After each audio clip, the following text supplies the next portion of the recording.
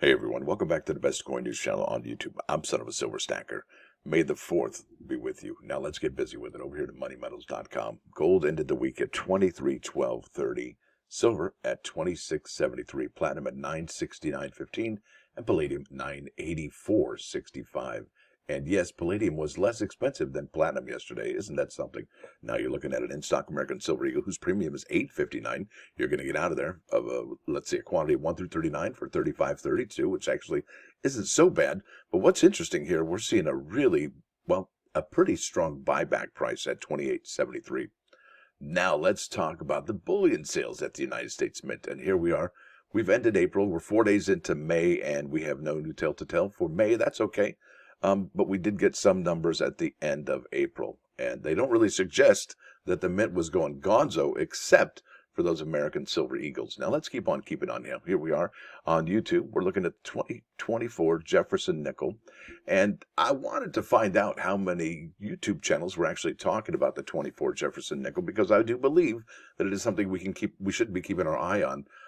Now, it could be just all for nothing, but I think we need to explore the idea that it could be a limited, or at least, well, limited run for these Jefferson nickels in 2024. Let's keep on keeping on. Now, as you can see in that video, I had to put, somebody put a 4 on there because the 2023 was the only thing available. And really, that's still the case over there at the United States Mint. Although they say 2024, 2024D, 2024P, 2024D, and then American Women Quarters Program. None of these, like if I hit nickel here, it won't show me the 24 images. So it just gives me the 23D, it looks like the 23P and the 23S.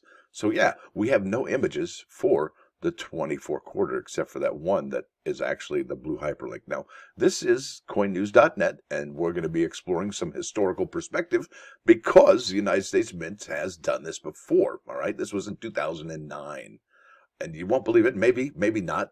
You know, this could happen again, but we definitely need to be aware of it, because if it is, well, you'll see on eBay. And now this is by Mike Unser, dated April 29, 2009. So it was a few days ago, right?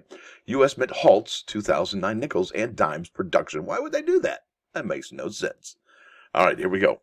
The United States Mint has halted production of circulating 2009 Jefferson nickels and 2009 Roosevelt dimes. Why does that sound so familiar? For the rest of the year. Wow. And this is in April. Wow. And we're in May already, and we're not seeing any, okay? But we don't have any report coming out of the United States Mint, so we don't know what to think about this. It could go either way. All right. As the dime and nickel production graphs show, the stoppage creates historic, staggering low mintages for the two coins, levels not seen since the 1950s. And you won't believe your eyes, folks. The totals that we're actually seeing for 2024 are less than we're seeing for the 2009. Yeah, less than 2009.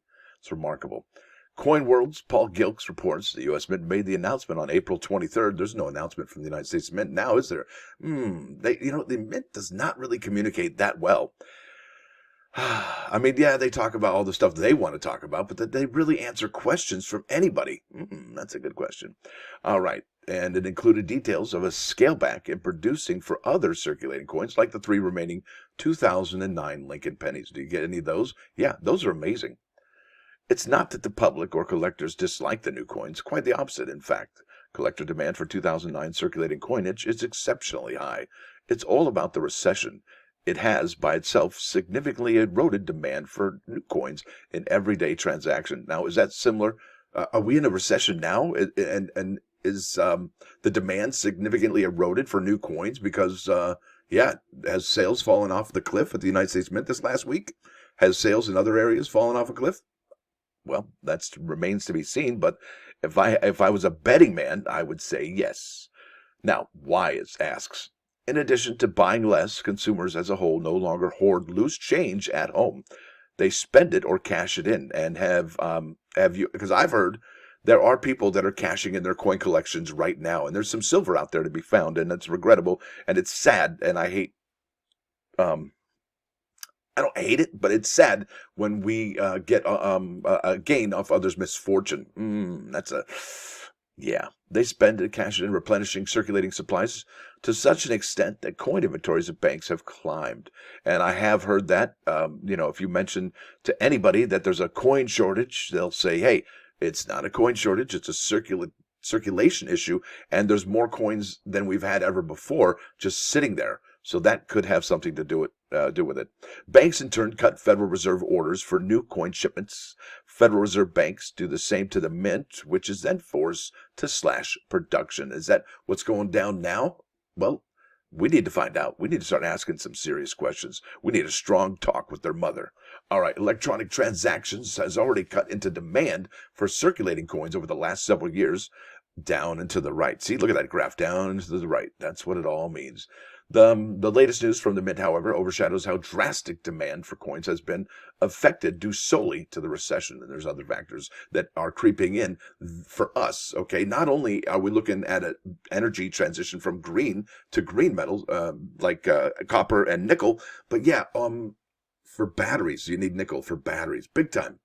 And with all the drones that we're using now, yeah, nickel's huge. Oh, and by the way, do you remember in the 40s when the United States government put silver in exchange for the nickel? They wanted the nickel for the war. And what makes you think that they don't want this nickel for an upcoming war or a current war that's going on right now? Yeah, okay. We didn't have this in 2009, folks. Mm-hmm.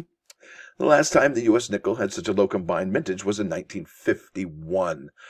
And I think we're really close to that, folks. I really do. Now, I'll leave a link in the description for this particular article. And I'm just trying to bring this to your attention. Not many coin channels are talking about this right now. And I do believe we should be bringing this to the forefront. Now, obviously, a lot of people will be like, yeah, I'm just collecting my Morgan dollars, my peace dollars. Why would I want a Jefferson nickel from 2024? A lot of people probably asking that question. Now, well, the picture is very similar to 2009 for the Roosevelt dimes. 49.5 million Denver's, 96.5 million from Philadelphia were struck for a total of 146 million coins. In contrast, 1.5 billion circulating dimes were minted last year. That was the previous year, 2008. This is an 86.1% reduction. And we're seeing those kind of reductions now, aren't we? The combined mintage level has not been this low for the dime since 1955. Remember what happened in 55? Me neither. Finding circulating 2009 nickels and dimes will... Okay, here we go. Here's their forecast for what's going down. And they were absolutely correct. Finding circulating 2009 nickels and dimes will become a priority for many collectors, as their comparative scarcity is extremely attractive. That's absolutely it right there. Scarcity, not condition rarity, but scarcity. That's the best kind. The task may be quite difficult, however. To date, finding the 2009 coinage has been a challenge. Hey, is that the same for the 2024? Yeah, it is. It's a lot like the same. It's very challenging, isn't it? All right. And unlike other circulating coins, the Mint does not directly sell the nickel and dime in bags or rolls to collectors. What a bummer in the summer. That's remarkable. So let's keep on keeping on. We're keeping this story going. All right, here we are at circulating coin production on the United States Mint website, U.S. Mint, about production sales figures, circulating coins production. And we are looking at two in particular, the dime and the nickel. We're at 61.2. All right, 29, 3/4, 29, and then 31, almost a half for Philadelphia. That is nothing, folks. So 29 and 31. What did 2009 have? Well, I got to tell you, not that many. What, 39 and 39? And where are we at? 31 and 29. Yeah, they were at 39. Yowza. If that doesn't put chicken skin on you, I don't know what will. You might want to check your pulse. That's a big deal, folks. Only 61.2 million Jefferson nickels have been minted for 2024. I almost said 2004. If you don't have chicken skin, you might want to check your pulse. I'm telling you. And let's go to the Wikipedia page for the Jefferson nickels. Actually, it's all nickels. Now, here we are, Jefferson had nickels, 1938 to present. Okay, and we're looking at the 1950s, basically, as for the comparable mintages that we're seeing now. Look at the 57 and 39. Remember, we're at 31 and 29, folks. 31 and 29. There's 31, 29. Ouch, 52. 29, that's almost a 50. Whoa, hi, how are you? Nice to see you. Got a little excited there, didn't you? Yeah, so that's what we're looking at, 40. Look, the writing's on the wall, folks. And let's go here to 2000. Look at this. Every time I see this, I'm like, you boogers. They hate us. Mint mark suspended until 1968 to discourage coin collecting. Okay, I thought that's what you wanted. All right, let's go to 2009 here. Bam, there we go. So in 2009, 39.8 from Philadelphia and 46.8 from Denver. And the recession caused low mintage numbers not seen since the 1950s. We're actually seeing lower numbers than we're seeing now. All right, and what are these going for on eBay? Well, if you can find them, pretty decent money. Yeah, $25 a roll. And is that a lot of money? Well, you tell me, because look at this. That's a 2009 Jefferson nickel roll, and so far we have a lower mintage that we have had in 2009. Let's see, 25 and 25 is 50, and that's got $7 shipping with $63, so you're looking at $70 total right now. That's $35 a roll. Yowza. And look at this. This is for circulated coins, and it's $20 with 1 bit. That's how important those 2009 Jefferson nickels are, folks. They're scarce. They're rare, and we haven't seen mintages since the 1950s. And are we there now? Absolutely. But why is nobody talking about it? Why is it that we have no other videos besides moi's about the Jefferson nickel and its possible potential scarcity? I mean, it's a definite possibility of a firm maybe, right? And then we're over here at eBay looking at the Roosevelt time, and it's pretty much the same story, folks. We have bupkis, nada, zilch, zip, nada. Yeah, we see more clad out of San Francisco than we do from Philadelphia or Denver. Why is nobody talking about that? I don't know. Doesn't make any sense. And why isn't the Mint talking about it? Shouldn't they make an announcement like they did here in this article from CoinNewsnet? Hey, look at that. They made an announcement on April 2-3. I wonder if the Mint could actually talk about that going forward. Speaking of talking, this is the plus one. In good times, it's good to talk. In bad times, not to. And if you talk too much, even in good times, you'll say what you didn't intend to. So I'd imagine keep your mouth shut. That's probably the best thing. I would imagine a word is worth $1 and silence is worth $2. Now, listen and silent are spelled with the same words. That's something to think about right there. Listen and silent. There's listen, there's L-I-S, and then, yep, that's it right there, T-E-N. Wow, you learn something new every day. Here we are, 3 9's Fine, 99.9 KOIN Coin News Radio. This is Frampton Comes Alive.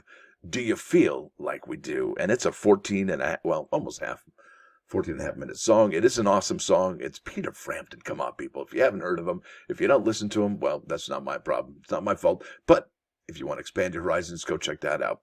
Now, with that said, I want to thank you all for coming. Thanks for dropping by. Don't forget to hit that like button. And if you do like what you hear and see, sub the channel. It's free. Also, hey, you might want to consider becoming a member. It's only $1.99 per month.